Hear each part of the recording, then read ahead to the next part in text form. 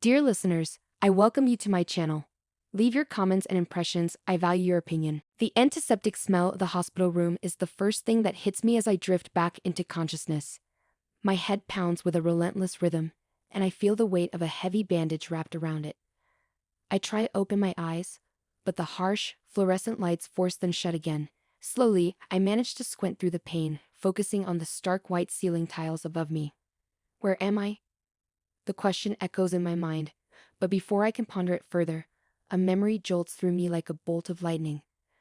The screeching tires, the blinding headlights, the sound of metal crumpling like paper, my car crash. A soft murmur of voices filters in from the hallway. Straining to listen, I make out two familiar voices.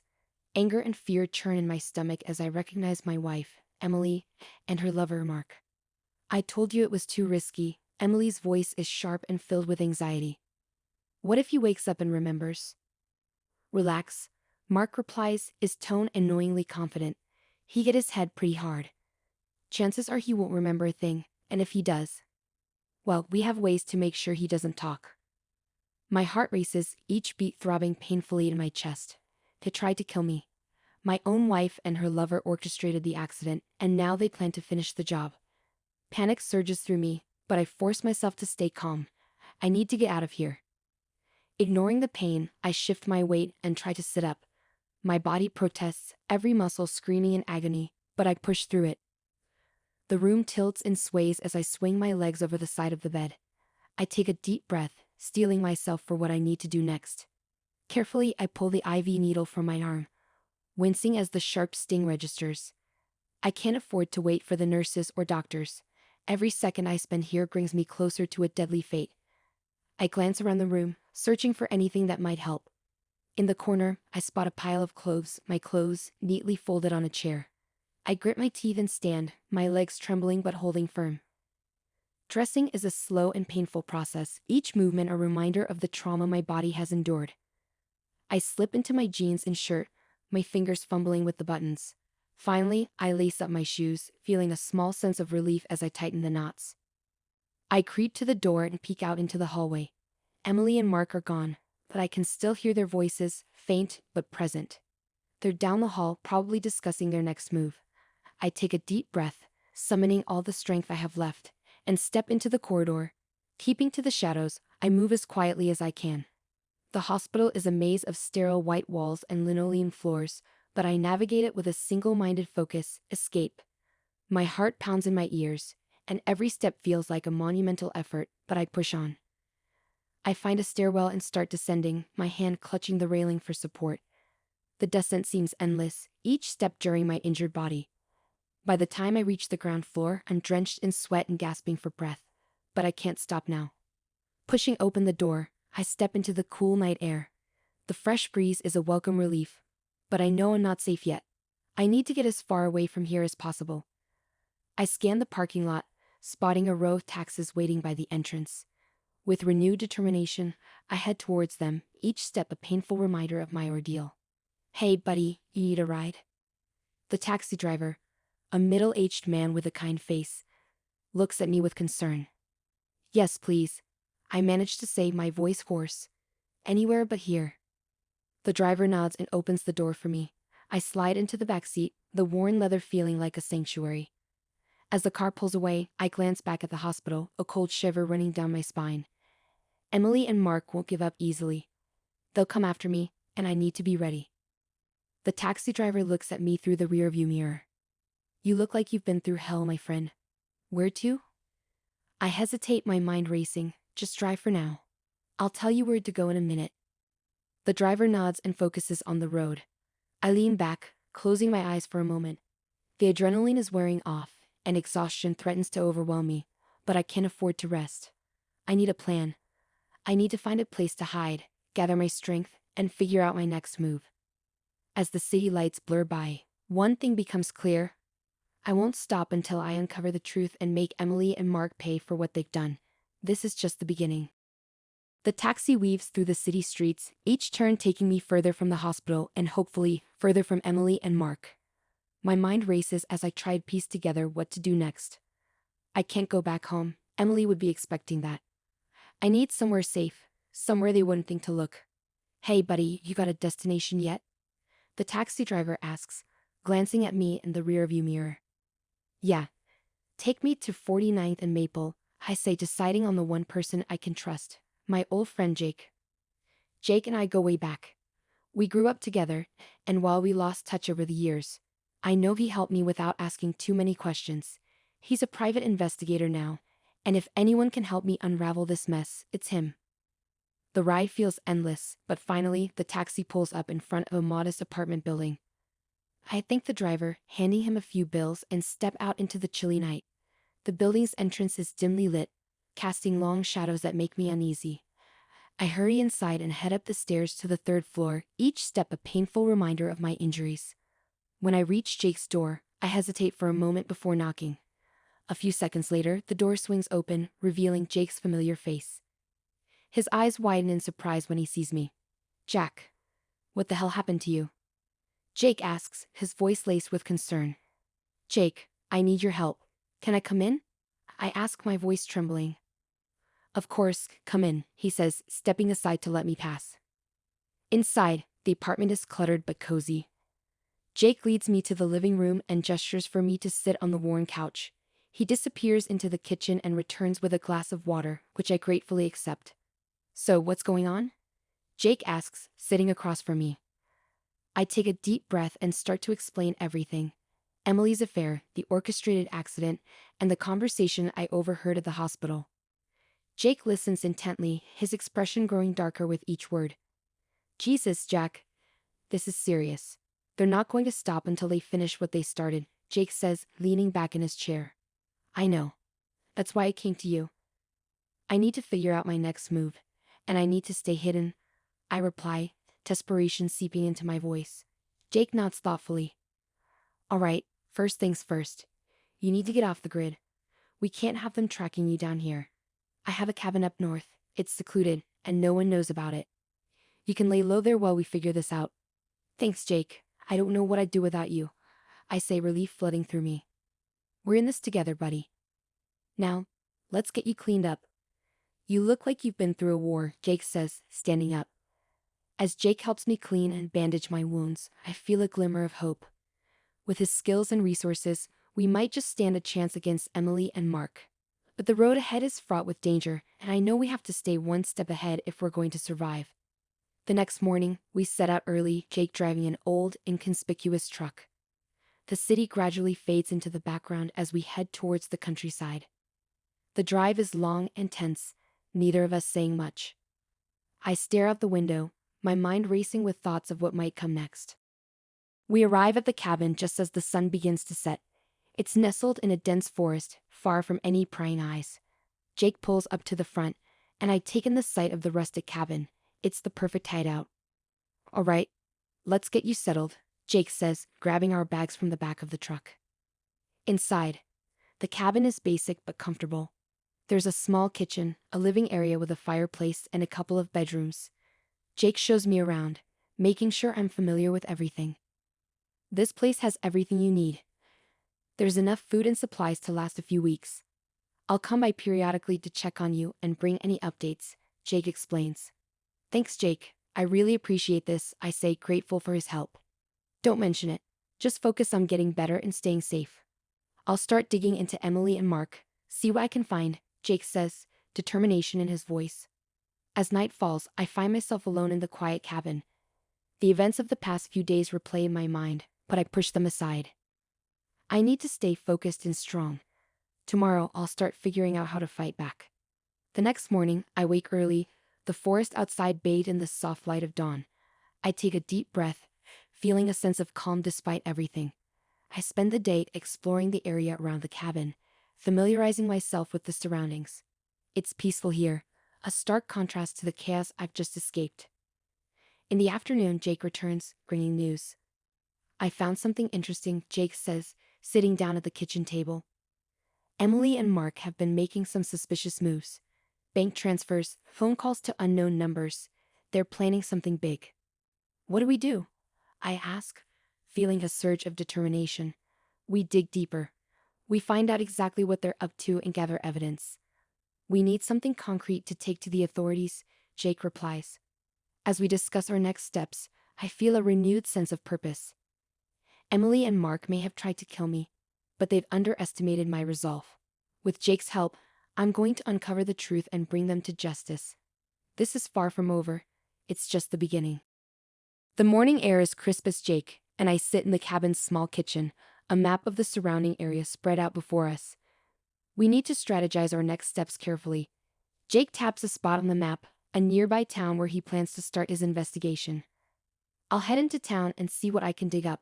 I have a few contacts who might know something about Emily and Mark's recent activities, Jake says, his eyes scanning the map intently. What should I do while you're gone? I ask, trying to ignore the knowing worry in my gut. Stay here and lay low. We can't afford to attract any attention.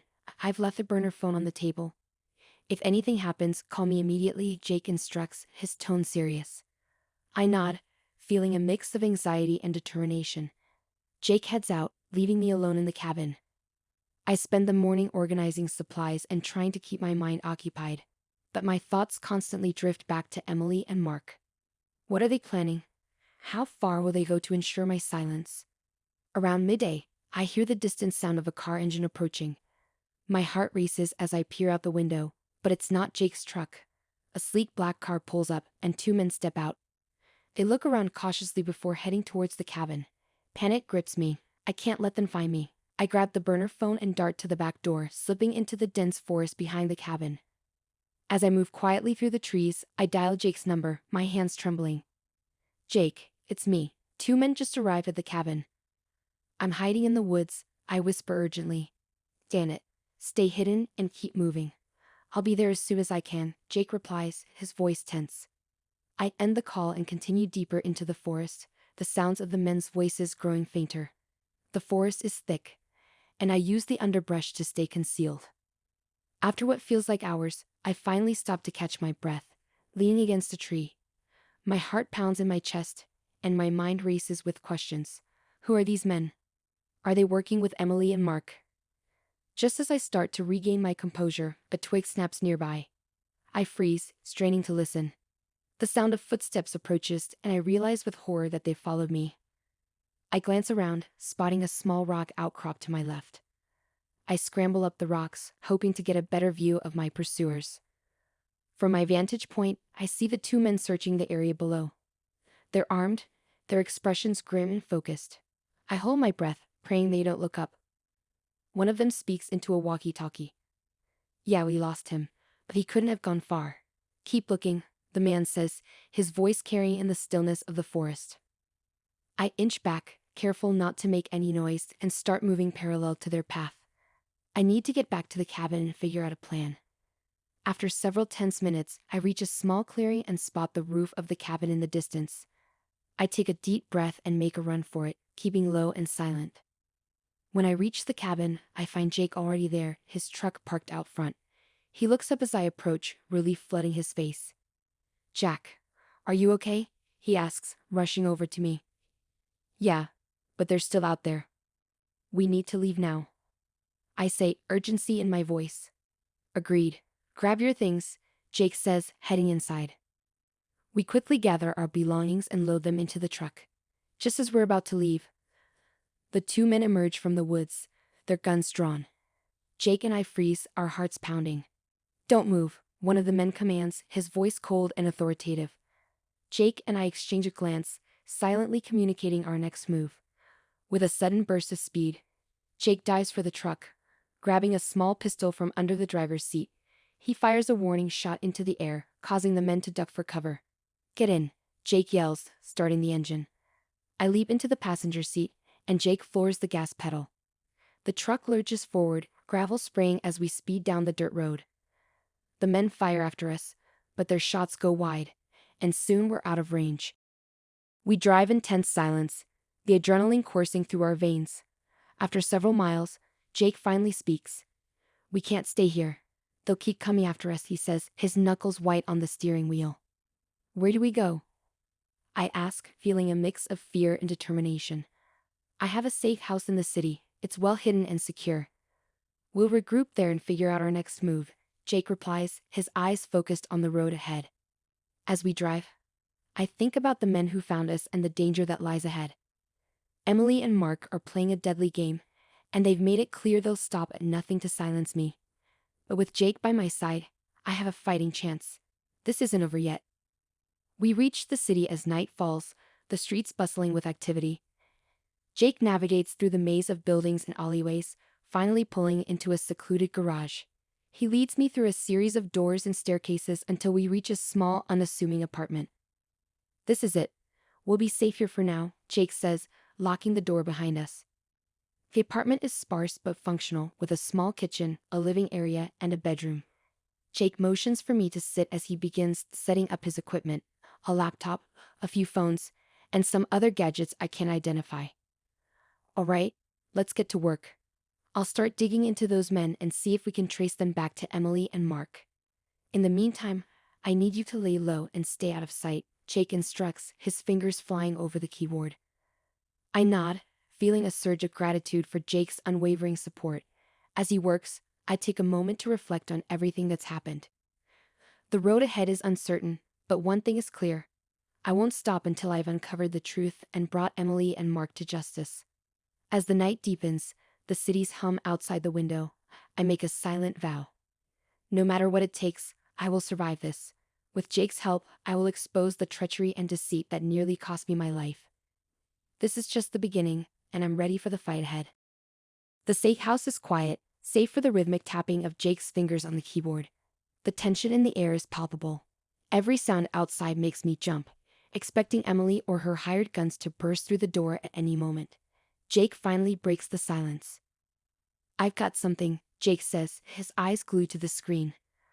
I move to his side, my heart pounding. What is it? Those men who showed up at the cabin, they're not just thugs.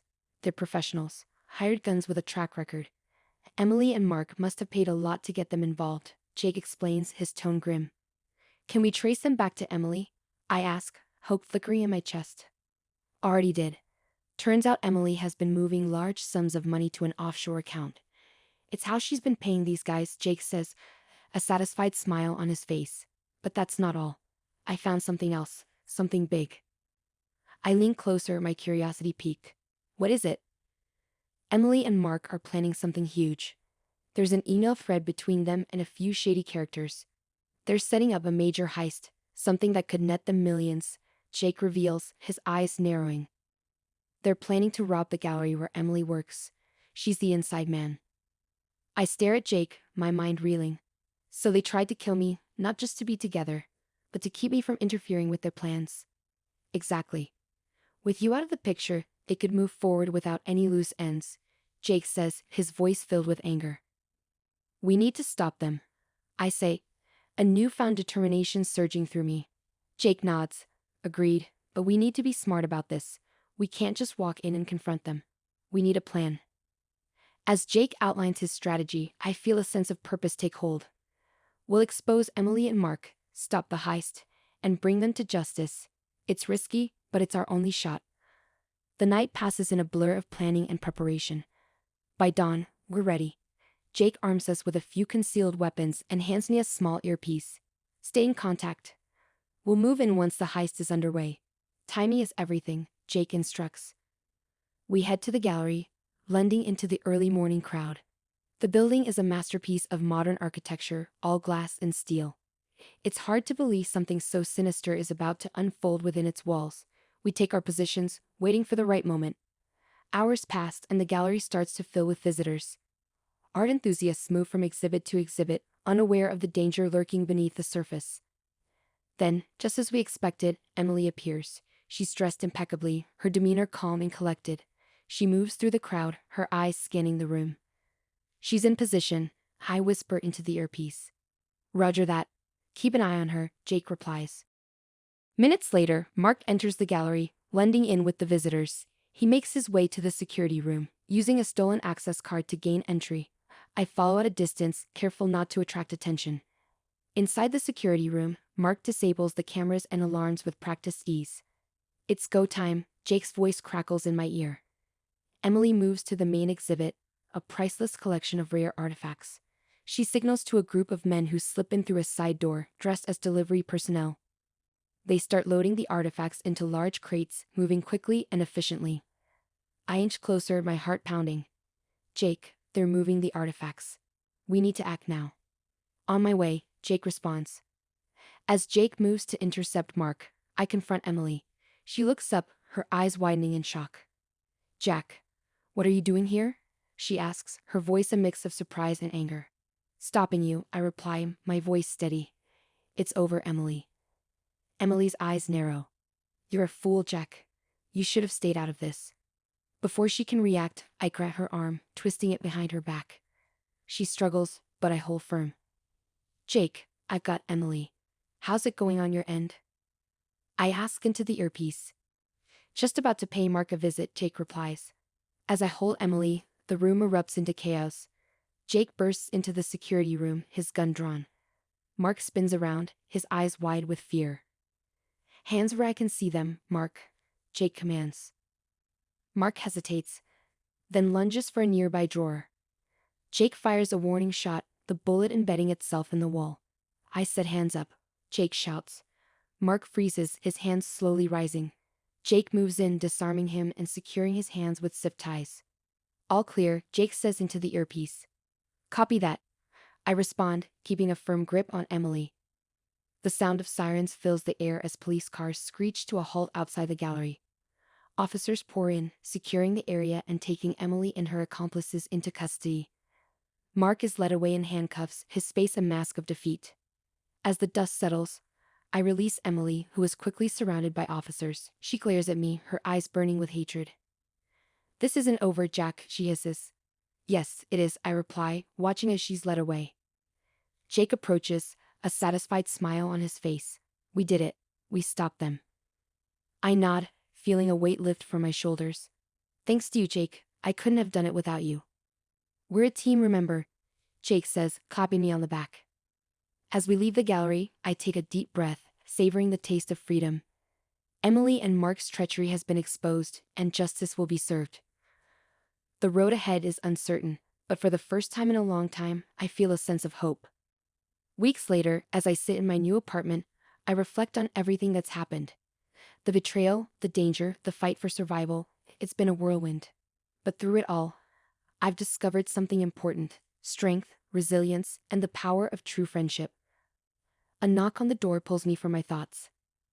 I open it to find Jake standing there, a grin on his face.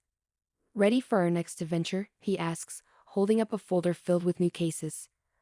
I smile, feeling a sense of excitement. Always. As we delve into our next challenge, I know one thing for certain: whatever comes our way, we'll face it together. And this time, we're ready for anything.